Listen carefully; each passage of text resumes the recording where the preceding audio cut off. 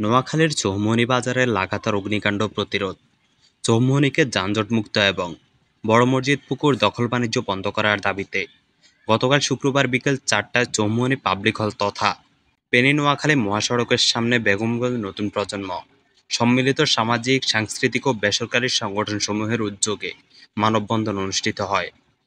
মানববন্ধনে বক্তারা বলেন, গেল কয়েকদিন আগে বড় মসজিদ সংলগ্ন দোকানগুলোতে লাগা আগুন নিভাতেও এই পুকুর বা জলাধারের সংকটটি স্পষ্ট হয়ে উঠেছে।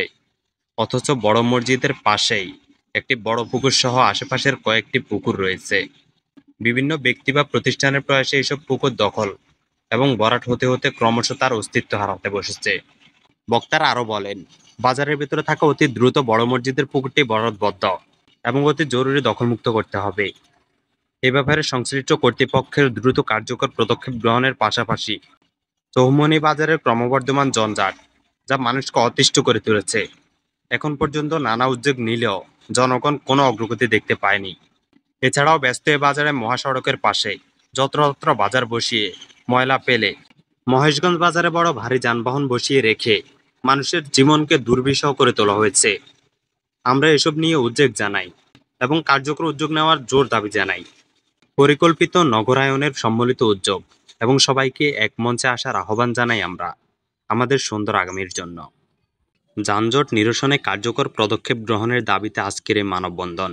জাতীয় পুরস্কার বিজয়ী স্বেচ্ছাসেবী সংস্থা ধ্রুবতারা আয়োজিত আজকের এই মানববন্ধনে আরও যেসব সংগঠন সক্রিয় অংশগ্রহণ করেছে তারা হলো বেগমগঞ্জ সাংস্কৃতিক জোট, মুক্ত পাঠাগার, শিক্ষা সংসদ, ABA blood organisation, Noakhali blood fighters, Rajganj ছাত্র যুব কল্যাণ foundation, Noakhali cyber warriors, royal district Noakhali, Begumganj blood group, Noakhali youth development alliance, আলোকিত বেগমগঞ্জ ও অন্যান্য সংগঠনসমূহ।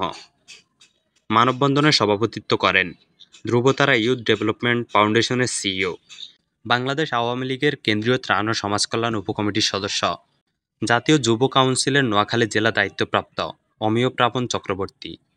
আরও উপস্থিত ছিলেন অংশগ্রহণকারী সকল সংগঠনের নেতৃবৃন্দ। উপস্থিত সকলের প্রতি কৃতজ্ঞতা প্রকাশ করে সভাপতি। পরে মানববন্ধনের ব্যানার নিয়ে মহাসড়ক প্রদক্ষিণ করেন স্বেচ্ছাসেবীরা। নিউজ রিপোর্টার মোস্তাফিজুর রহমান, সংবাদ পাঠক আমি মেহেদী এমএইচ, নোয়াখালী টাইম, নোয়াখালী।